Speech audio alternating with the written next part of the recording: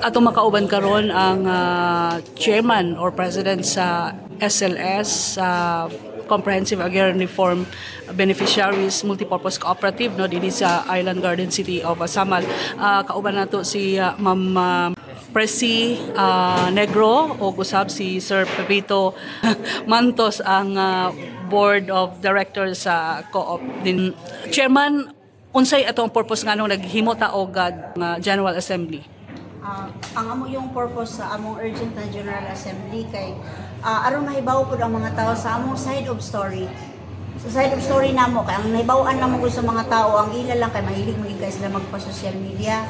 So kami siguro third time around pa namo ni nga mag-post sa amo ang side. Sila grabe halos kada adlaw tagpila ka videos ang ilahang ipang post na which is mga bakak nga mga kuan nila, tapos makita man pud mga videos na ilahang ipang-upload na kuan gid kayo siya kanang mga martistara ana ba katong basta tong paghigda iharam gitong kaugaling higda rato si Mr. Crispin Katubigan na wala may nagtulak sa iyaha nya pagkaman gitawag pa niya iyang mga anak nga dali na mo sa video. So muna nga kami amo apod isa pod ang atong mga resolusyon dapat man pud nato iparatify. So katong mga resolusyon namo nga pakatong pakasuhan tong mga naghatag og ang nagguba sa atong koral inibis dako man kay kadaot na sa kooperatiba kay ang propiedad sa kooperatiba ilang giguba. So ang uban man gud ni adto mga ERB po declared ERB pero member in bad standing na sila. So nagpadayon paghapon sila sa ilang kadaot nga ilang gihimo nga res kooperatiba. So mao to nga ang General Assembly nagdesisyon nga i-expel sila tungod sa kadaot nga ilang gihimo dili sa kooperatiba. So kadto para to sa siyam ka mga identified na mga ERB nga naghatag og kadaot nga naggiya-giya pud sa pagpakuan sa koral sa pagguba sa koral. Ma'am, aside sa katong reso no, kasuhan tong mga to siyam no ka mga ERBs, you also approve no a resolution expelling no sa katong mga katubigans and the rest family of the families, ma'am. Paano ito nangyari?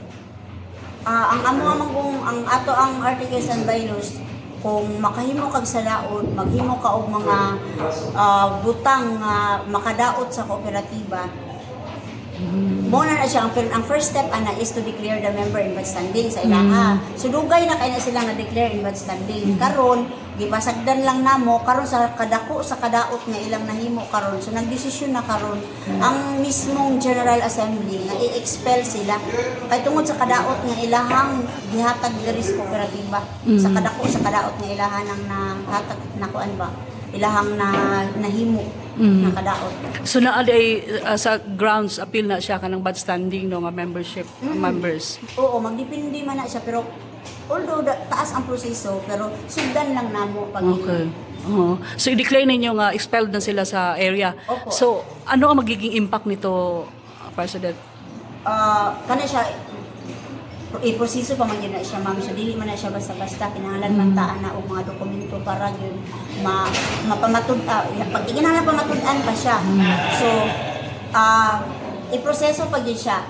So mao na nga mo to kanang murag kani kumbaga let's say mo ni siya ang first step sa board man tapos wala sa General Assembly, second step na ni siya. So after aning General Assembly appeal na sa among mga lihokon kauban sa mga kaso nga ipang-file ni adtong mga tao nga naghimog dakong kadaot sa kooperatiba. The members also, ma'am, approve no, and it was already seconded na katong motion ninyo na katong 250 hectares for ano na to, for sale or for lease or whatsoever nung gamit. Kuan yun siya 2014 ba? General Assembly Resolution. Naay General Assembly Resolution niadto pa sa una pa kay tungod manggod daghan na yung taong kaayo din ha nga mga abandono naman sa ikran, diba? Tapos ang DOT PTA pod wala pod sila pakialam magipang squat na din ha. So ang uban pod naga-squat di pang squat sa nakatuligan kanang uban nilang ibaligat di pod na ilang area ana ba. So ang nang squat mga ARVs rapod mismo unya sa 50 years dako na kaayo og kumbaga, time ba to wait para maabot og 50 years. Tapos ang ubang mga ARV nangamatay na. So, ang nahitabo, ang General Assembly, nagkasinabot, nagbuhat og resolution na ibaligya na ng maong luna. 2014 pa, luna na General Assembly resolution na kanang dihang dapita ibaligya. Lamang, mag-agyo sa tag-proseso, syempre, inalify pang kontrata, ana ba? So, mao na ang amo ang mga planong Dugay na kaayo na gyud nga kuan pa namo. Ang nanamidaan gyud ana naka-impact nakabayad na sa Attorney Donasco para pag nalify ana. So tungod lagi pod sa katulangan sa pundo sa kooperatiba, wala gyud namo na pursue tong amo ang nullification case sa kontrata.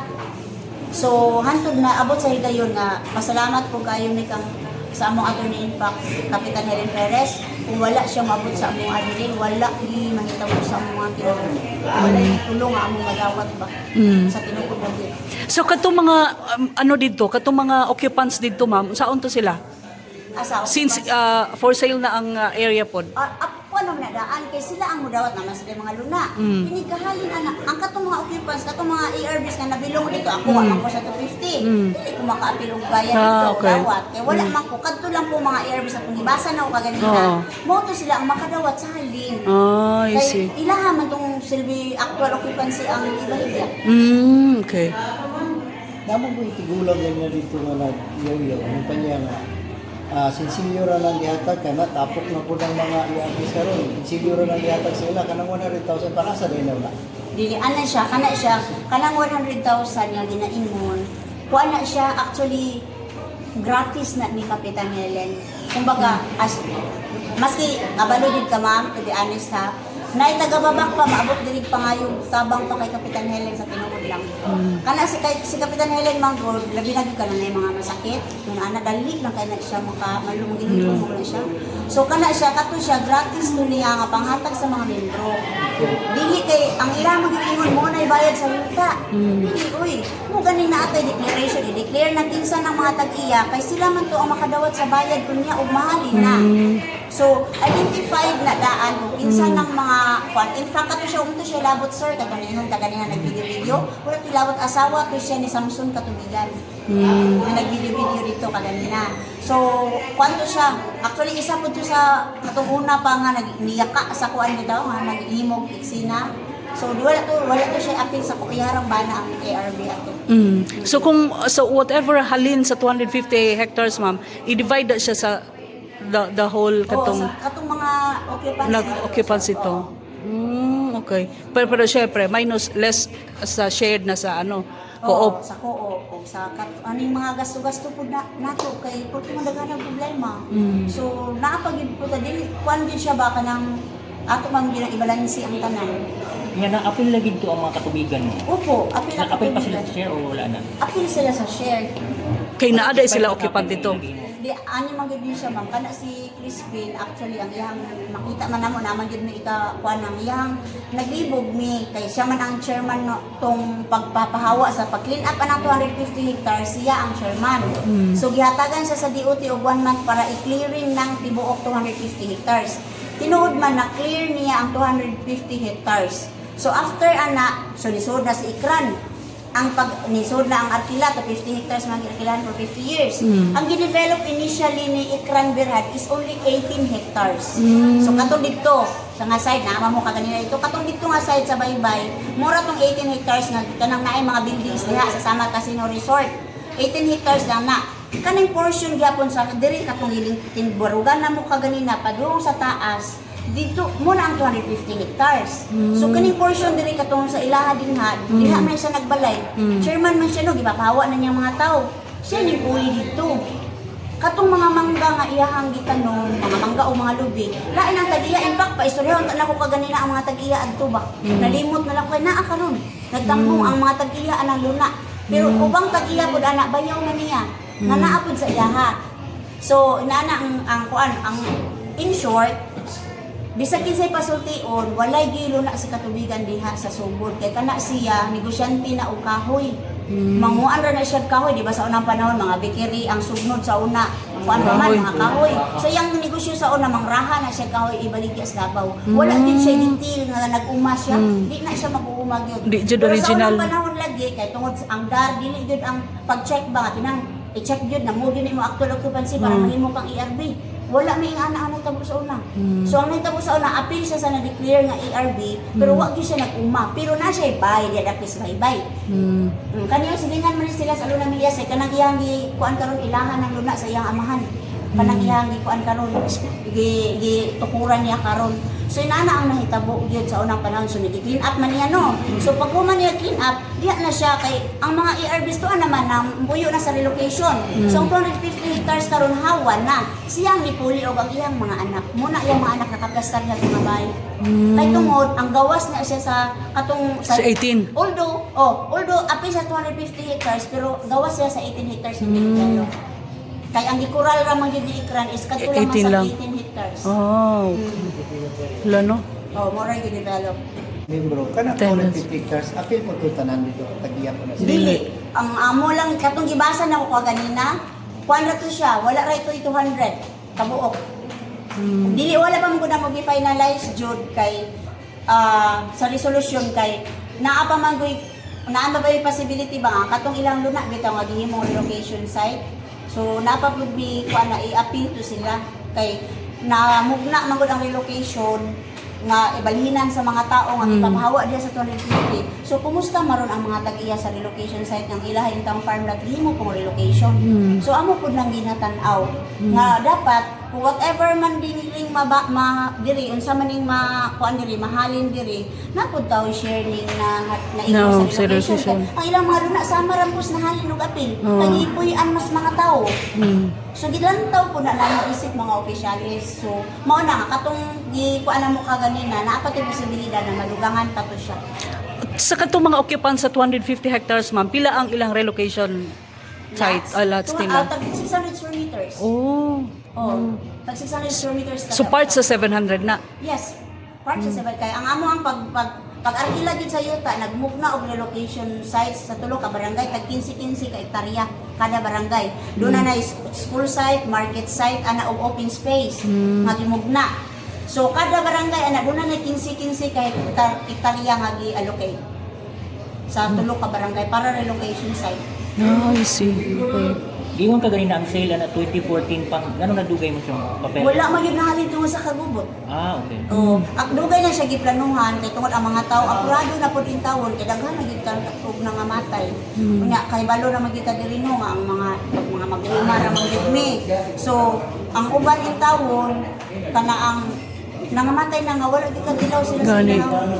Mga ERBs mo original.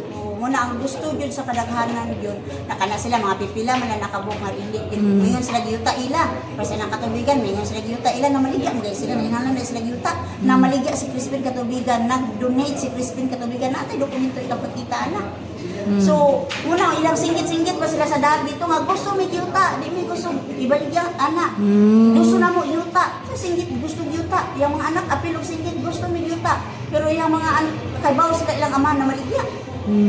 Kay kami diri mga pobre rugod pud mi mamoy nya tanang sa unang panahon magud sila gyud nakapahimulos no. Muna ang plaster gyud pud sila. Pila pod ang kuan, ma'am? Kung for sale na pila ang per hectare? Kana siya ang Per amo square ng- meter? Ang amo nang katuni in fact ana ang gihatag naman sa iyang authority namo. Siya na ang mabun sa ana, siya na ang naglihok ana. So, gitugutan ninyo si, kung sa'yo apel ni Ma'am Helen diya, gitugutan ninyo si Ma'am Helen ninyo sa inyong poop nga siya mamaligya o sa mayang. Siya na tanan kay siya ang amo amang gyud sa iyang problemado man no sa ako nagikaingon kaganina dugay na kaayo ni in fact nakabayad na ni kay Attorney Donasco ana o para sa naghimo para paghimo lagi sa kuan kanang para sa pag-file sa nullification. Nakabayad na ni ana sa iya o kanang sa pagsugod para maghimo pleading ba siya. So 60 pa man to sa una nung no 60,000 ang nabayad na mo ka Attorney Donasco karon mayon sa attorney sa mua sa una nga usa man i-file na ni nga among kwarta sa panudlanan lagi syempre operatiba wala gid ni enough ba so lisod kaayo ipag-go na mo ipa-file na namo in the long run wala ra gihapon wa mi kwarta nga enough para igasto sa kaso so mo to nga hangtod karon wala gid siya na file so mo to nga kani ang since wala pa lagi gid siya wala pa gid na siya makuha nang desisyon naman niya ibaligya wala gid gyapon mahalin tungod sa mga kagugot kay nignanay buyer mo siyempre mag-due diligence mo ng buyer na napay-samot naroon na ng ingay social media. So, karon kaya rin si Mamilin na Si mo nang kami dako yung kami og pasalamat. Hasta mga tao makita man yun yung hiyaw sa mga tao. Grabe yun, dako kayo mong pasalamat kay. Na-ablastar Hindi na. makagunit og titulo og tungod niya. Sa tinuod lang yun. So kamo ma'am, na ano mo yung mga titulo? Naanami na una kay ang San Remilio man o ang ang Libertad, ang relocation lot pa lang ha, wala pa ilabot ang farm lot kay gianam-anam man usana. So one at a time ta kay ang gasto kun dapat indak mo So ang giuna sa relocation lot sa tulo ka barangay. So ang sa San Isidro nakakuha na siya, mag-schedule namin next week para sa release sa San Isidro nga relocation lots. Nahuman nag-release ang San Remilio o ang Libertad. Tapos ang uban nga wala diha during release sa San Remilio o Libertad, dito na lang na mo itiwas ang release sa San Isidro. Pila ka buk nakadawat ato ma'am? Daghan kayo, daghan ang nakadawat kay kada tag 100 ba nakapin. Kada sa tulo ka barangay, sa isa ka barangay tag 100 kapin. Victim ba? Grabe ka na sila kung makita yun mo. Nakatawa lang yun ko ato kung nagpa-upload bitaw, nga batanon, ako ni katubigan. Mura na siya yung giunsa. Ako luluwa na, nangyayang lulu, relax, pati yung iyaan si ayin katubigan na sa unahan sa iyaha, katong makita dito sa iyang video, nga naa sa unahan. Relax lang kayo nag-video-video, ang siya dito mura na giunsa, nga nag-video. Kunya ang mga tao nga iyang gibidyohan, although na ay times pod nga murag magkaana-ana ang mga tao, pero ang mga tao nga iyang gibidyohan, relax ra kayo, pero ang nag-video, giunsa niyo ako lulu. Ana ba? Kunya wala man giunsa iyang lulu. In fact, ang iyang lulu ra hikalit og higda. Naa si Madam Gloria ato gianaan paghahawa ko na ilagti ha. Gianaan ni Madam Gloria kay higda Higda ra lang. siyag iya kay. Nakaingon ko ato Planking. nga scripted ang tanan. Kay ngano, pag higda niya, mga anak dali na mo. Ana man. So, pinlano na nila ito ngayon ato nga eksena. Kaya gitawag niya yung mga anak pagigda niya. So, mo ganina niya, kato pag nga video, mo ito gidala ni anang board member Angit. ito katong nasa Sangkulian. listahan. Katong nasa listahan ni siyam pa po. Mga katubigan na siya tanan. Dili, bayaw ni katubigan diha, igsuo ni katubigan pag umangkol. Upat man ni Mga kakatubigan. membro na siya tanan ma'am. ARB sila, pero member in Badsangin. God standing. O, member in Badsangin nga sa Dugay na nga panahon. Dugay na kayo nga panahon. Member in Na Badsangin. bad standing sila sa reason dito ma'am?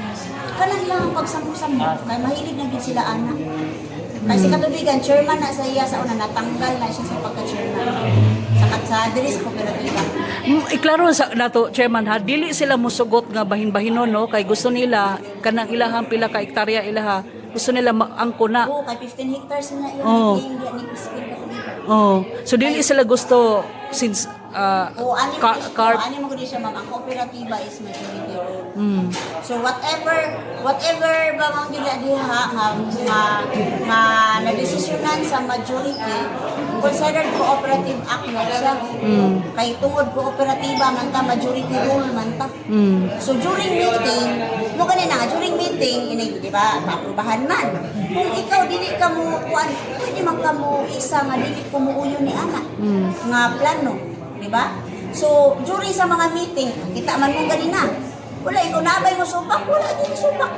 So inana ni ka united ba nga dili mi gugot. Actually sila na jud naghatag og kagugot sa ama. So kanang 15 hectares nga gi-claim nila dili na Ni Crispin dapat. lang na. Oh, ni Crispin lang na. Dili, maski ang dar, pangutanin ni ng dar, ingnan gina sila sa dar nga, kana ang upananglit manggaling, tulo ra gyud kay hektarya man yung allowed nato, may hatag sa tulo. isa ka ARB. Okay. Kay dili sa ang balaod sa gobyerno dili na makaya ni ARB mo umapa og more than 10 hectares, sila makaya sa iyang lawas. So tulo ra gyud allowed. Karon ang nahitabo si Crispin Ray ARB anang iyang 15 ka hektarya nga i-claim. Ang iyang mga anak wala di na ARB tanan. So dapat 3 hectares lang. Dapat 3 hectares lang, pero kung atong ang 744 i-divide nimo sa 596 pila ra man tag-usa ra ka hektarya unta. Pero doon naman tayo relocation lots naging minus ana 744, doon na tay kalsada nga 15 hectares nga gi-allocate, so i-minus to 744. So kung i-divide yun na nimo ang 744 into 596 minus 45 hectares na relocation lot minus 15 hectares na kalsada, mura to mo gawas ra jud. So around 8,000 square meters, 8 to 9,000 Less than 1 square meters na lang. hectare. kung i-divide nimo siya equally. So kana agyud ang ilahang gi-fight ma'am ug dili gila i-surrender kanang Kung saan nila pag-surrender, more than 3 maligya naman hectares sila ko. gani. Oh. Naaman tayo dokumento nga ikapakita. Kana sila, nag-ingana po na sila ng kamot. Kay sunog sila Sino? buyer. Oh, yun. Oo. Sunog sila buyer. Sige, unsa na lang mensahe nimo chairman og si sir? Sige. Ang akong mensahe sa tanan or sa mga member, ang sabi na? General Ay, in general. Sige, alang sa, ako na lang yun yung ipaabot, kay tungod kami, mo yun nga, especially sa public. oo, sa mga tanan ng mga viewers sa tibuok kalibutan na yun. Kay ang kanima rich man yun sa tibuok kalibutan, oo. So akong ipaabot nga kanmi tanan wala mi illegal nga gibuhat. Dili mi anang anang duna kay tao nga kawawao nato ba? Wala mi ana gipangutana bita kong bunit ganiha chairman, mangutana lang ko sa imo chairman. Kaning kuan man daw ang inyong muniari daw muro sa pagguba. Gilarguhan ako gingon wala mi puro legal ning amo. Wala mi anang mga illegal nga buhat. Lami kay inyong samas inyong gibuhat nga illegal. Illegal mi ito ilang pagguba o sa record order. So muna ako ang ipahibalo na ako sa tanan nga kami diri sa SLS Cooperative ang among SPA kang Madam Hilin documented na ang tanan. Dili mi bubuhat og move nga illegal, puro legal ning amo tanan ug puro documented. In fact, sa mga kaso nga ilahang gipangpasaka nga rinamo, dismiss ang tanan. Tungod na ang korte dili wala man dapigan. Mahibaw kutan-awon man san-awon yun sa korte o kinsa ang insakto. So moingon bitaw na sila nga justice will kuan yun daw kanang asa nila the truth will prevail. Tinuod. The truth will prevail. Tinuod jud na kay tungod ang Diyos gugma man. So kung unsa lang yun insakto didto gyud ang makita nimo dili sa insakto tan-aw ko tindaghan ng tao kay di ana sa insakto. So dili masabakak. So kanang ilahang ipang-upload daghan kay bakak ana. So ako alam po mo, pwede ko mo message sa mo ang kuan pinalangga na mo nga Orly Amet. So ako lang yun ipaabot po sa ato ang pinalangga nga board member diri sa Davao del Norte. In fact, gikan siya sa Samal Island nga ang kanang iyahang kuan ba nga dili lang po siya mulaban dito sa Pinas Grupo ba. Kay na makita niya gidaghanon sa mga tao kunya ang kana pong ilang gi-upload dili bakak man to daghang bakak adto. So mura po daw sa kang ato ang congressman sa kang Dilima, Honorable Dilima nga magsusi lang gyud usa. Magsusi usa sa kamatuoran. Daghan kay salamat.